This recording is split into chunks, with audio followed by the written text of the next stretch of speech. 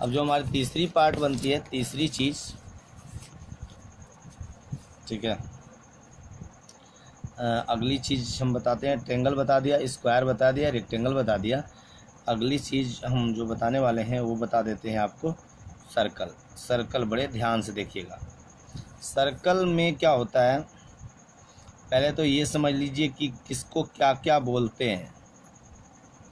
तो ये जो अभी हमने पेन चलाया है, जो पेन घुमा रहा हूँ चारों तरफ, ये इस चीज़ को हम बोलते हैं, बाहर बाहर की जो आउटर लेंथ दिख रही है इसको बोलते हैं सरकमफ्रेंस। सरकमफ्रेंस, सरकमफ्रेंस को हिंदी में बोलते हैं परिधि। इसी का नाम आप पेरीमीटर भी बोल सकते हैं, पेरीमीटर ही है ये, ठीक है। तो इसमें बेसिकली हम सरकमफ्रेंस की बात करेंगे। तो सरकमफ्रेंस निकालने के लिए गणितज्ञों ने क्या किया, ये फार्मूला कहाँ से आया, देखिए ध्यान से।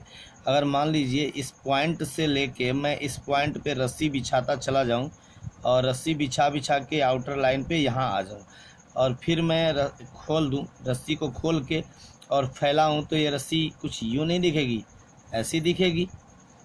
तो इस लंबाई, ये एक लंबाई हो गई, ठीक है। इसको बोलते हैं हम सरकमफ्रेंस, सरकमफ्रेंस। अब देखिए यहाँ जो हमने केंद्र लगा के, सेंटर मान के, और रेडियस, कुछ भी रेडियस हो, कितना भी रेडियस हो, इसे रेडियस बोलते हैं ना। ये आर है, आर रेडियस, आर क्या है यहाँ पे लिख देता हूँ, रेडियस। अब रेडियस का अगर आप दुगुना करते हैं, चाहे इसको बढ़ा दे, चाहे आप ऐसे बना लीजिए, ठीक है। ये यहाँ से यहाँ तक रेडियस आर हुआ और ये भी आर हुआ, यानी जो रेडियस जो 2r है, 2r, इसको हम बोलते हैं डायामीटर। डायमीटर इसको डी से बोलते हैं, इसको हिंदी में कहते हैं व्यास। तो उन्होंने क्या किया, अब डायमीटर से ही इस डायमीटर को उठा के ऐसे रख लिया, यहाँ से डायमीटर उठा लिया। सपोज दैट ये डायमीटर है, ओ ए डायमीटर की लंबाई है, तो ओ ए को उठा के यहाँ रख दिया और ओ ए से नापना शुरू किया। क्या किया उन्होंने, गणितज्ञों ने क्या किया, सरकमफ्रेंस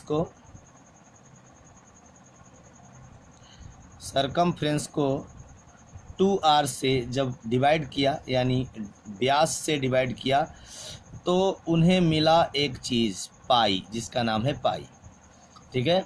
सरकमफ्रेंस को उन्होंने जब व्यास से, इसके व्यास से डिवाइड किया, व्यास क्या है 2r, 2r या d बोल सकते हैं आप, तो इससे डिवाइड किया तो उसको उनको मिला पाई। सो ये ग्रीक वर्ड है, ग्रीक में पाई, फाई, अल्फ़ा, बीटा, गामा ऐसे ही नाम होते हैं। सो इस पाई की वैल्यू उन्होंने निकाल के देखी तो आया 22/7। अगर आप इसको डेसिमल में चेंज करेंगे तो 3.14 आता है, ये पाई की वैल्यू है। सो देखते हैं ध्यान से। अब देखिए ध्यान से, यहीं से हमारा ये सरकमफ्रेंस का फार्मूला ड्रा होने वाला है। अगर मैं सरकमफ्रेंस इज इक्वल टू निकालूं तो क्या होगा बेटा, देखिए यहाँ से क्रॉस मल्टीप्लाई मैं करता हूँ, तो circumference is equal to 2πr होगा, ठीक है। देखिए 2r में पाई का मल्टीप्लाई करिए तो 2r पाई लिखिए या 2πr लिखिए, यही हमारा फार्मूला होता है। तो पाई की जगह आप ये वैल्यू चाहे ये वैल्यू पुट कर सकते हैं 22/7, ठीक है। अब रेडियस आपको गिवन होगी, हर सर्कल की रेडियस होती है, रेडियस दिया होगा सवाल में। अब देख लेते हैं कि ये 2πr है। देखिए एरिया कैसे आता है, 2πr तो सरकमफ्रेंस आ गया, एरिया कैसे निकलता है। सो इसका देखिए ध्यान से, अगर ये आपको दिख रहा है, अभी ये ट्रायंगल को मैंने कितने पार्ट में डिवाइड किया है, 4 पार्ट में। अगर मैं 4 पार्ट में डिवाइड किया, इसको ध्यान से देखिएगा, ये रेडियस है, ये सारी रेडियस है। अगर मैं इसको और डिवाइड करूं, 8 पार्ट में हो जाएगा डिवाइड, और डिवाइड करूं तो कितने पार्ट में होगा, 16 पार्ट में डिवाइड कर दूं, ये 16 पार्ट में हो गया। और कैंची उठाऊं और काट काट के एक एक पार्ट को मैं निकाल देता हूं। जैसे एक पार्ट ये निकाला, फिर एक पार्ट ये निकाला कैंची से, एक पार्ट ये निकाला कैंची से, ऐसे 16 पार्ट को निकाल के और यहाँ बिछा देता हूँ। देखिएगा ध्यान से, एक पार्ट निकला, दो पार्ट निकला नीचे की तरफ, देखिए ये एक पार्ट है, ये दूसरा पार्ट है, ये तीसरा, ये चौथा, ये पाँचवा, छठवां, सातवां, आठवां, नौवां, 10वां, 11, 12, 13, 14, 15, 16, ये 16 पार्ट में हमारे बांटने से ये क्या बन गया देखिएगा ध्यान से। इसका एरिया हम कैसे फाइंड करते हैं, तो ये कुछ यूं तरह की आकृति बन गई। ये चूँकि 16 पार्ट है इसलिए थोड़ा सा गोल दिख रहा है आपको, क्योंकि ये सर्कल का ही टुकड़ा है। अगर ये पार्ट नहीं होता, ये क्या है, रेडियस है आर, ये आर है, ध्यान से देखिए ये आर है, ये चीज़ क्या है, आर है, आर की लंबाई है ना। और ये देखिए ये जो था वो किसका हिस्सा है, सरकमफ्रेंस का हिस्सा है, ये सरकमफ्रेंस का हिस्सा है। तो सरकमफ्रेंस, इस देखिए सरकमफ्रेंस, आधा सरकमफ्रेंस ऊपर है, तो जब पूरा सरकमफ्रेंस 2 पाई आर के इक्वल है तो आधा कितना होगा, पाई आर के इक्वल है। ये नीचे भी पाई आर होगा, ये आर होगा, ठीक है। अब ये क्या बन गया, देखिए ये तो 16 पार्ट में है तो थोड़ा आपको दिख रहा है गोल गोल, अगर ये और पार्ट बनाएंगे तो बिल्कुल गोल नहीं दिखेगा, ये एकदम सीधी लाइन स्ट्रेट बनेगी रेक्टेंगल के जैसा। तो आप एरिया निकालेंगे, अगर area of circle is equal to क्या होगा, फिर पाई आर में आर का मल्टीप्लाई करेंगे आप, तो ये हो जाएगा पाई आर स्क्वायर। आर क्या है, रेडियस है, ठीक है। तो आप भूलेंगे भी नहीं और किसी को आसानी से बता सकते हैं कि ये फार्मूला कहाँ से निकल के आया है, ठीक है। अब चलते हैं, देखते हैं सेमी सर्कल के बारे में, ठीक है। अगला सेमी सर्कल कुछ यूं तरह का होता है, ठीक है। सेमी सर्कल, तो सेमी सर्कल को भूलिएगा नहीं। अगर सेमी सर्कल के पेरीमीटर की बात आती है ना, तो यहाँ देखिए लाइक ए पॉइंट से शुरू करके और बी पॉइंट तक जाएंगे और ये सी से होते हुए फिर ए तक जाएंगे, यानी हमें चारों तरफ से लेना पड़ेगा। और ये देखिए ये दूरी कितनी थी, ये रस्सी की कितनी थी बताइए, ये पूरी रस्सी जब 2 पाई आर थी तो ये रस्सी कितनी हुई, पाई आर हुई कि नहीं। और ये दूरी कितनी है, ये क्या कहलाती है, 2 आर के इक्वल है। तो आर आर लिखिए चाहे डी लिखिए, आप लिख सकते हैं। देखिए ध्यान से, perimeter of semi circle is equal to, perimeter of semi circle is equal to हो जाएगा पाई आर प्लस डी, और चाहे आप ऐसे लिख सकते हैं पाई आर प्लस 2 आर लिख सकते हैं ना।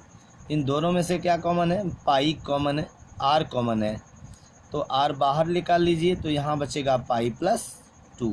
ये हो गया पेरीमीटर ऑफ सेमी सर्कल।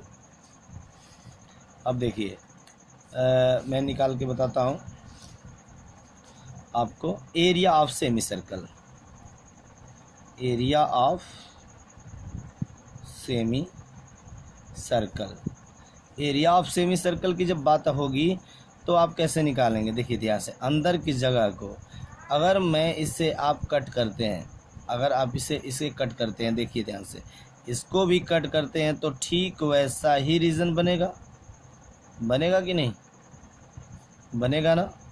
तो जब ये पूरा का एरिया कितना था, पूरे का था पाई आर स्क्वायर, पूरे सर्कल का एरिया क्या होता है, पाई आर स्क्वायर। तो आप क्या कर दीजिए, ये बटा में 2 कर दीजिए तो आधे सर्कल का एरिया हो जाएगा। तो आप इसको ऐसे भी लिख सकते हैं 1/2 इंटू पाई आर स्क्वायर।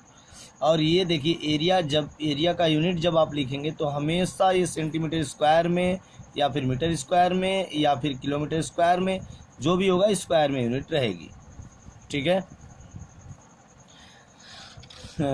और कुछ पार्ट छोटा है वो भी डिस्कस कर दे रहा हूँ, आप भी लाइक देखिए। अब हम बात करते हैं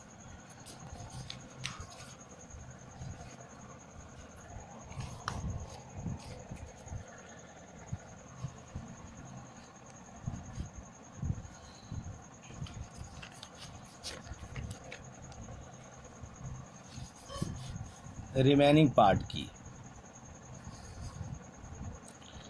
जैसे आपसे पूछता है कि एक मैं फिगर के माध्यम से आपको बताता हूँ। जैसे फिगर है, ये देख लीजिए, ए बी सी डी एक फिगर है, और इसके अंदर में एक और रेक्टेंगल बना है या फिर स्क्वायर बना है, लाइक PQRS बना है, और ये शेडेड रीजन है, शेडेड रीजन है। अगर आपसे पूछ दिया कि एरिया ऑफ शेडेड रीजन बताइए, देखिए एरिया ऑफ शेडेड पार्ट बराबर क्या होगा, तो आप क्या काम करेंगे, देखिए बड़ा सा ट्रेंगल, जब बड़े ट्रेंगल में से आप छोटे ट्रेंगल को माइनस कर देंगे, जो बड़ा सा क्वाड्रिलेटरल है उसमें से छोटे क्वाड्रिलेटरल को आप माइनस करेंगे, तो यही तो जो बाकी बचेगा पार्ट वो रिमेनिंग पार्ट होगा। तो यहाँ पे एरिया ऑफ शेडेड पार्ट क्या होगा, area of shaded part is equal to हो जाएगा quadrilateral area of quadrilateral ABCD minus area of quadrilateral PQRS। ठीक है, एरिया ऑफ क्वाड्रिलेटरल ABCD में से एरिया ऑफ क्वाड्रिलेटरल PQRS घटा देंगे तो ये बच जाएगा एरिया ऑफ शेडेड पार्ट। समझ में आया? अब देखिए ध्यान से, आपको ऐसी भी फिगर पूछ सकता है, लाइक देखिए एक सर्कल के अंदर अगर दो क्वाड्रिलेटरल बने हैं, दो स्क्वायर बने हैं या एक रेक्टेंगल बना है, और बाकी पार्ट को आपको बताना है कि बाकी पार्ट क्या है, तो भी आप बता सकते हैं, कोई घबराने वाली बात नहीं है, बहुत आसान है, देखते रहिए। तो सबसे पहले आप लिखेंगे area of shaded part is equal to area of circle, ये टोटल सर्कल का एरिया, सर्कल के एरिया में से क्या माइनस करेंगे आप, घटा देना है आपको